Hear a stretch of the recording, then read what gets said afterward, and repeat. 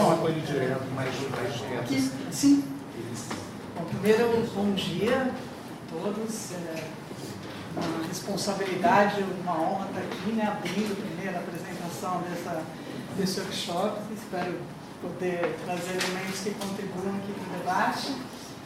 Queria parabenizar a iniciativa do SERES, o professor Mauro, a professora Ruth e os participantes todos que ajudaram na organização. Esse debate, acho um debate crucial para as questões já colocadas pelos professores que abriram o evento. Eu vou trazer aqui um pouco da experiência que tive como pesquisadora e como ator integrante desse processo em territórios caiçaras e quilombolas no extremo norte do estado de São Paulo, no litoral norte do estado de São Paulo. Bom, meu nome é Eliane Simões, eu não sou do ICMBio, nunca fui do ICMBio, tá? Eu já fui da Fundação Florestal, que é o órgão estadual, né, gestão das unidades de conservação. Saí em junho do ano passado. Agora eu estou me dedicando mais à pesquisa e à consultoria ambiental em assuntos relacionados a essa questão e outros, né, também a ver com gestão de unidades de conservação. Então, como trabalhei na Fundação Florestal, atuei durante 7 anos na gestão de um parque estadual, do Núcleo Pixinguaba, do Parque Estadual da Serra do Mar, que é onde se passa essa discussão que a gente vai estar colocando. E, no momento, eu estou vinculada à Unicamp com um estágio de pós-doutoramento, sob a supervisão da professora doutora Lúcia. Vamos lá. Bom, dá para enxergar? Nada. Apagar a luz aqui. Esse mapa tem o objetivo de situar um pouquinho a área onde a gente está discutindo aqui. Esse aqui é o território do município de Ubatuba todo, né? Ele tem sobre ele uma sobreposição de gestão territorial que está aqui assinalada nessa linha vermelha, que é justamente o Parque Estadual da Serra do Mar. Mais de 80% do território do município é parque. E no extremo norte do município, já na divisa com o estado do Rio de Janeiro, com o município de Paraty, situam-se essas comunidades assinaladas aqui com as setinhas em amarelo. Os territórios ocupados são essas porções em azul. Aqui o bairro do Camburi, aqui a vila de Pixinguaba, aqui o bairro do Sertão da Fazenda e aqui o sertão de Ubatumirim. Esses territórios assim desenhados com essa cor têm já uma proposição de instrumento de gestão territorial que eu vou falar mais à frente o que significa, tá? Mas é mais para situar onde eles estão. Estão numa área próxima, no extremo aqui, são áreas pequenas, não chegam a 1.000 hectares, pode seguir. E estão contidos dentro, estão aqui nessa pontinha aqui, no caso, estão contidos dentro de um universo de várias unidades de conservação do litoral do estado, que vocês já conhecem, inclusive águas marinhas, que envolve o território marinho, além de toda a extensão do Parque Estadual. A gente está falando de um pedaço dele que fica no extremo norte, que é o núcleo Pixinguaba, a porção do município de Ubatuba. Pode seguir. Outros contextos de sobreposição, quando a gente fala em sobreposição territorial, para mim isso é leitura cartográfica, é muito importante, acho que para entender essa sobreposição e o que ela significa, né? Então vou trazer alguns elementos nesse sentido. De novo aqui, o Parque Estadual se estende para cá, são vários núcleos. Aqui é um núcleo do Planalto, Santa Virgínia, que é outro núcleo do Planalto, que é Cunha. Aqui o núcleo Pixinguaba é em vermelho. E ele está sobreposto com o Parque Nacional da Serra da Bocaina. E juntos eles constituem com a APA Marinha Litoral Norte, essa porção aqui, e várias outras unidades de conservação do estado do Rio de Janeiro, um mosaico de unidades de conservação, um mosaico da Bocaina. Tá? Então é nesse contexto que a gente está inserido, várias composições, várias ordens, né? E as comunidades assinaladas aqui, ó, nessa porção onde tem 2 unidades de conservação, portanto, não é um parque nacional, não é um parque estadual. Pode seguir. De novo aqui, detalhe disso, o Parque da Serra do Mar, agora com o Parque da Serra da Bocaina, para a gente focar um pouco mais, né, como é que ele sobrepõe, praticamente boa parte são 20% do território do Parque Estadual sobreposto no nacional e a boa parte dos territórios das comunidades também. Pode seguir. Esse trabalho é parte, então, da minha tese de doutorado, que foi desenvolvida com orientação da professora doutora Lúcia, com orientação do Dr. Ricardo Joly. Então, eu procurei analisar os processos decisórios que se deram nesses territórios, na perspectiva de analisar os conflitos, como é que esses conflitos se recolocavam, em que medida houve mesmo a construção de um jogo compartilhado entre técnicos, as instituições, participantes e dessas comunidades. Pode seguir, estou continuando, de certa forma, esse mesmo trabalho, agora nesse pós-doutoramento, tanto o doutorado quanto a proposta do pós-doutoramento estão linkados a esse grande projeto temático Clima, que é coordenado pela Lúcia, Dimensões Sociais em Combate à Mudança Climática no Litoral do Estado, e o componente específico ao qual se vincula os meus trabalhos, relacionado às mudanças globais, aos ecos locais, dinâmicas sociais e processos de decisão no litoral norte do Estado. Então, só para vincular, pode seguir, eu vou contar um pouquinho o que era o objetivo, no caso da tese. Eu fiz uma análise do período de 2001 a 2009, todo o processo decisório que aconteceu ali de gestão desses territórios ocupados por residentes, sobretudo, com relação às restrições ao uso e ao acesso aos recursos naturais, processos decisórios esses que culminaram com a opção pela permanência dessas comunidades nos territórios, apesar de sob um regime de proteção integral. Né? E como é que isso se deu? Tá? Vamos lá, seguir.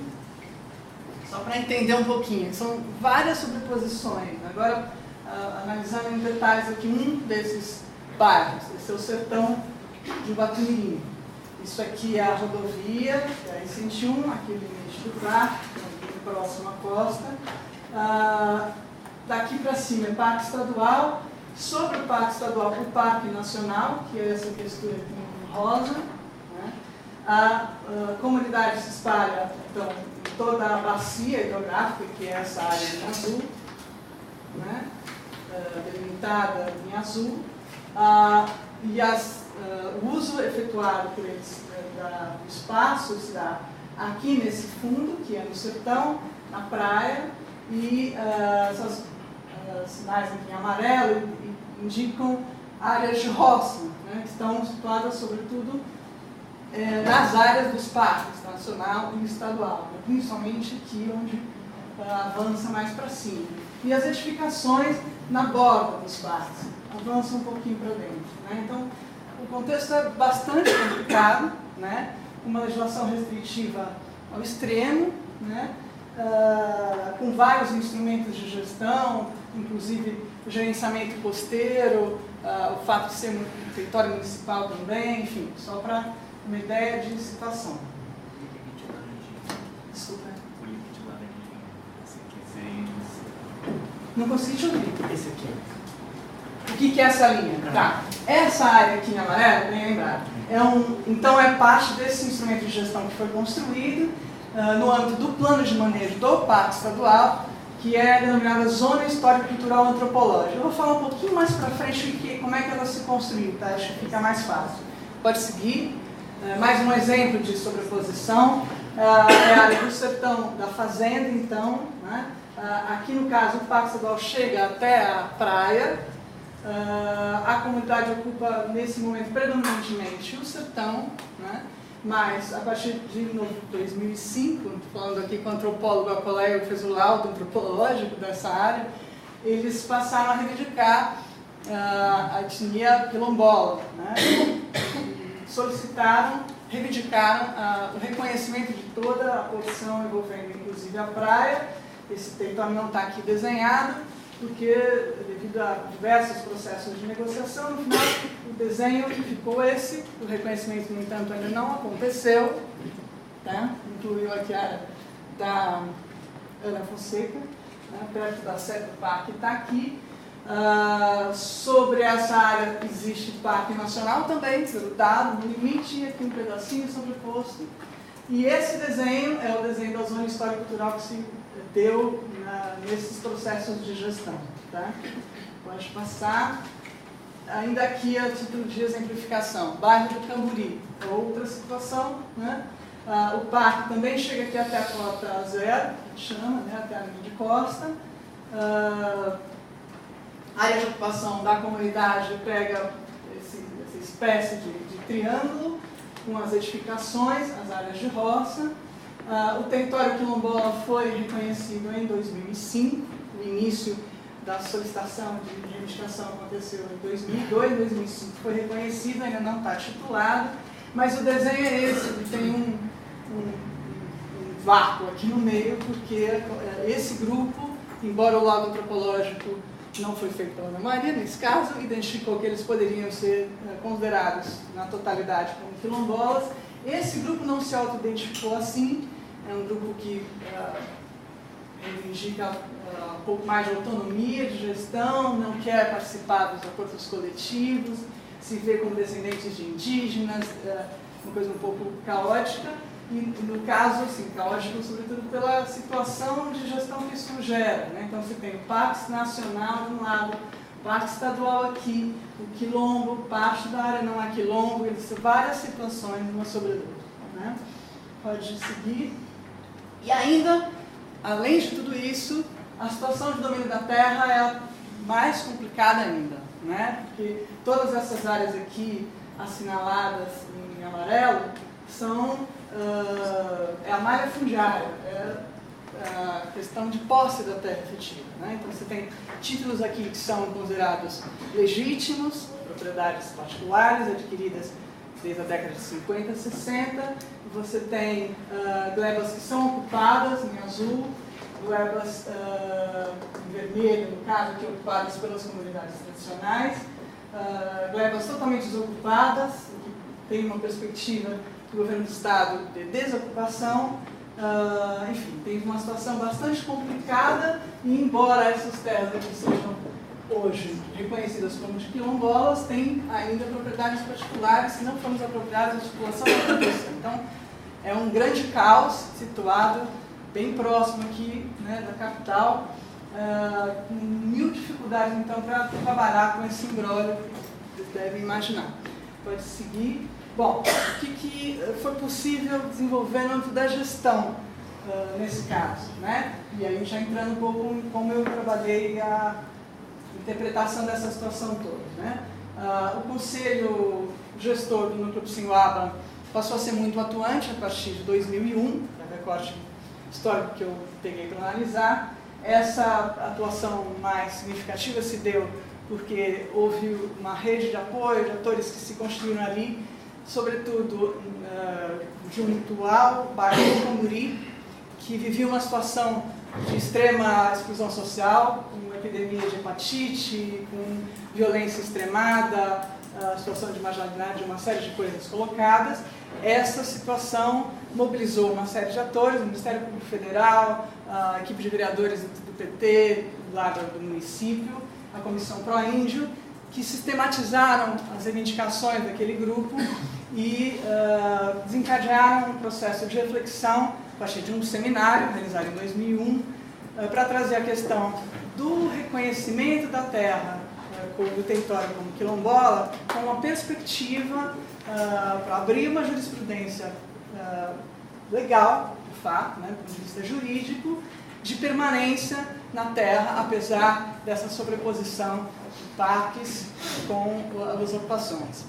Essa perspectiva fortaleceu o gestor da ocasião, não era eu, a se empenhar um pouco mais, né, e priorizar efetivamente essa questão e recompôs o conselho, com todos esses atores aí colocados, governo estadual, federal, ONGs, vários participantes, universidades e tudo mais, e a partir daí se construiu uma câmara técnica de discussão especificamente desse bairro, que atuou durante 4 anos, pode seguir, por favor.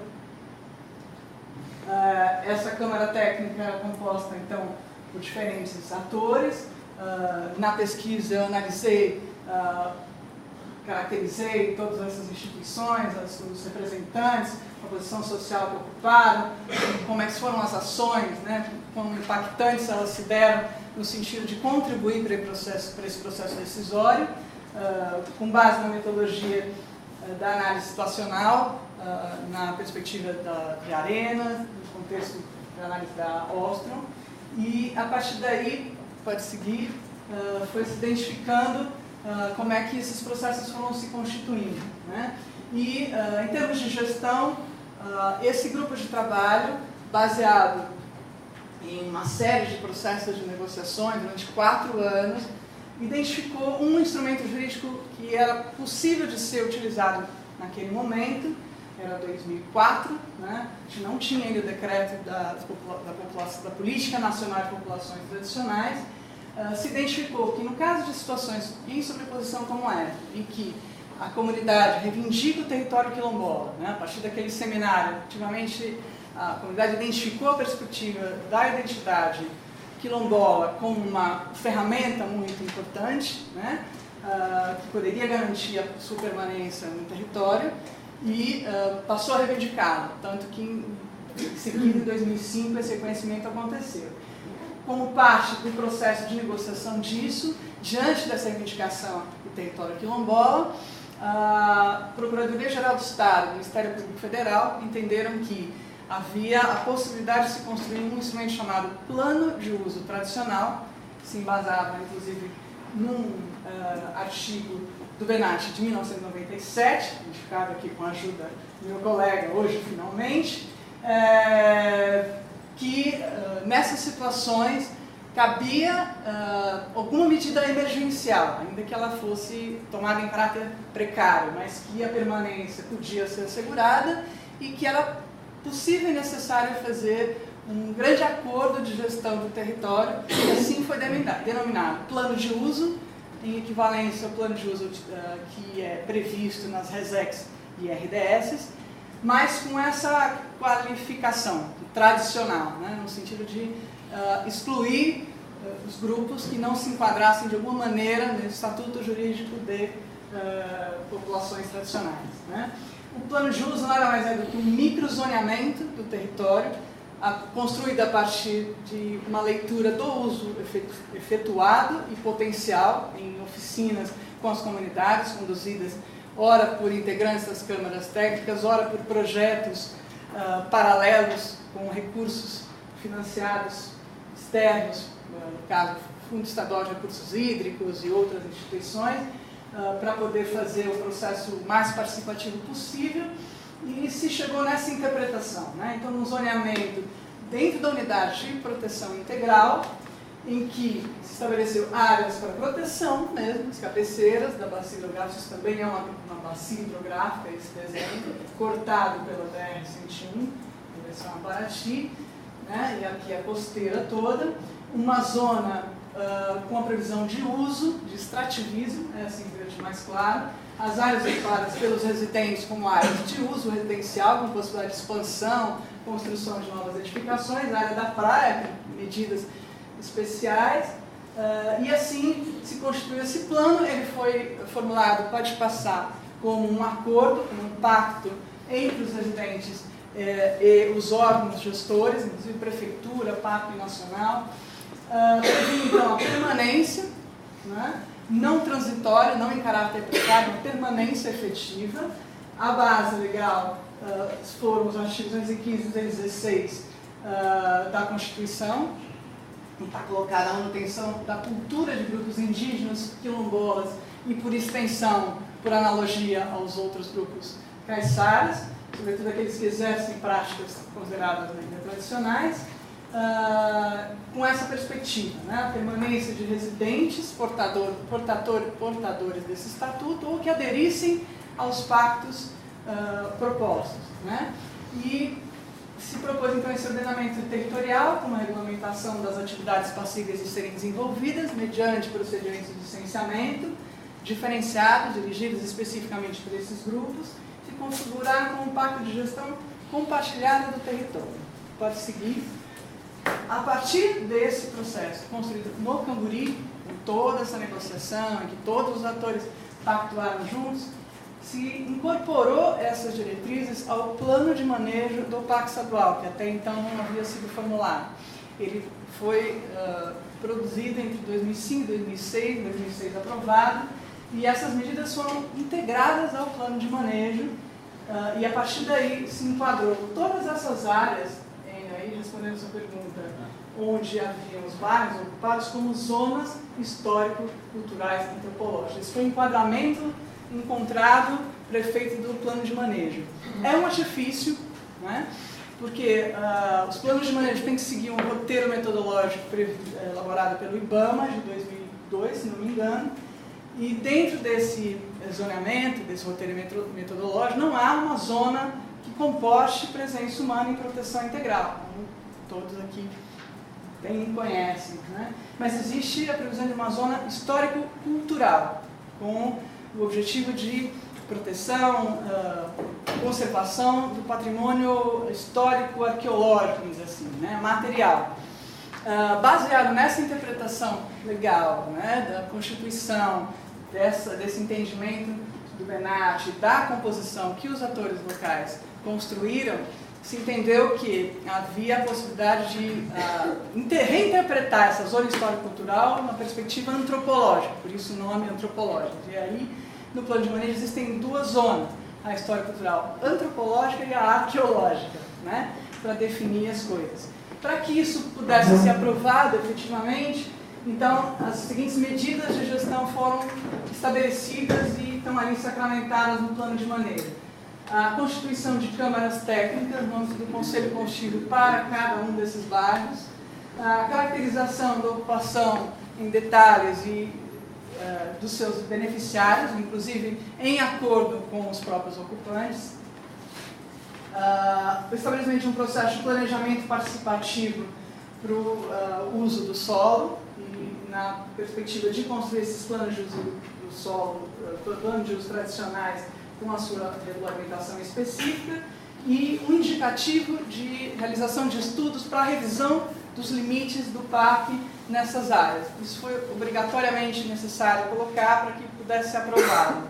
Isso traz, de uma certa maneira, um caráter de provisoriedade, mas não a permanência das comunidades, e sim ao parque, na verdade, né?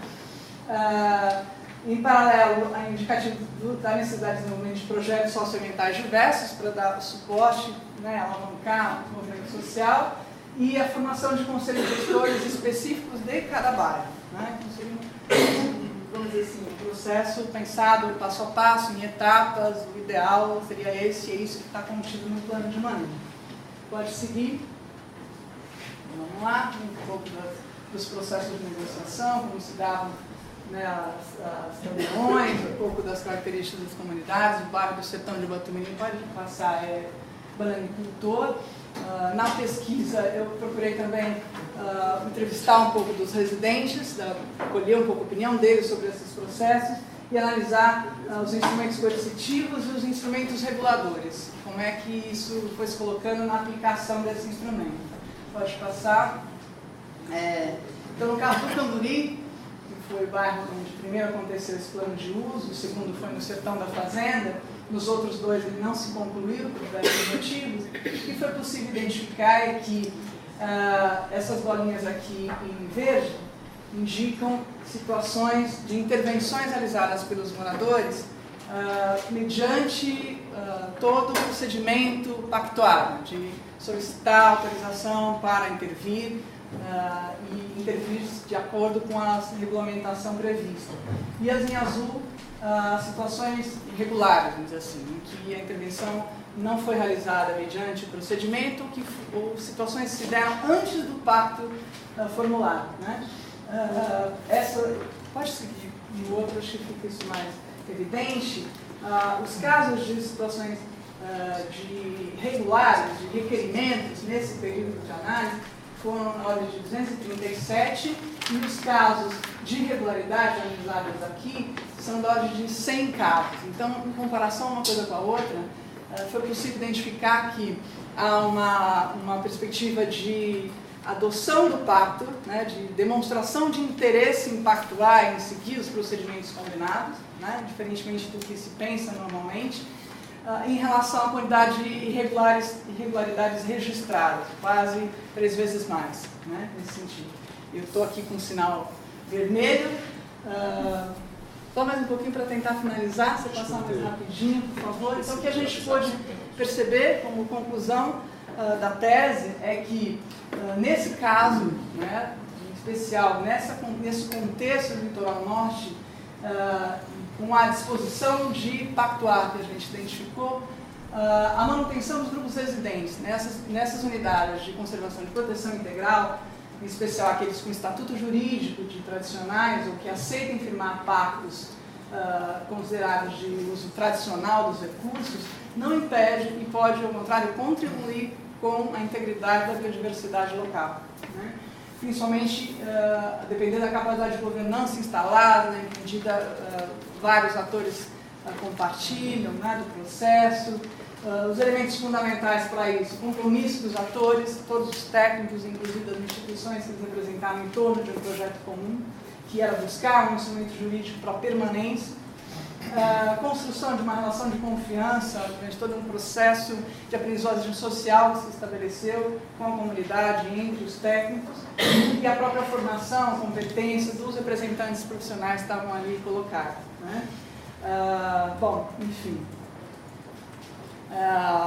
tem outros elementos para estar colocando, a maneira, inclusive, como a questão da questão quilombola apareceu como integradora no bairro do Camburi, mas como geradora de um monte de clivagens no sertão da fazenda. Isso dá para a gente discutir bastante, se for o caso.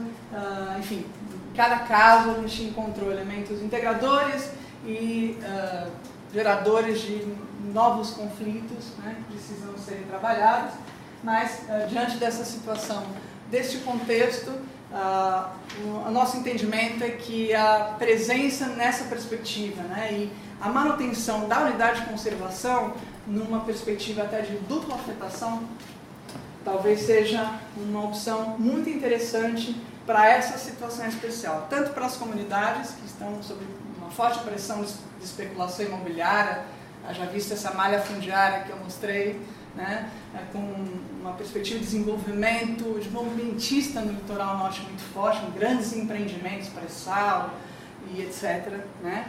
Isso se faz ainda mais presente, ele se recoloca de uma maneira mais intensiva hoje. Acho que dá para ter uma ideia geral da proposta e a gente vai continuar aí para conversar um pouco mais sobre ela. Obrigado. Obrigada.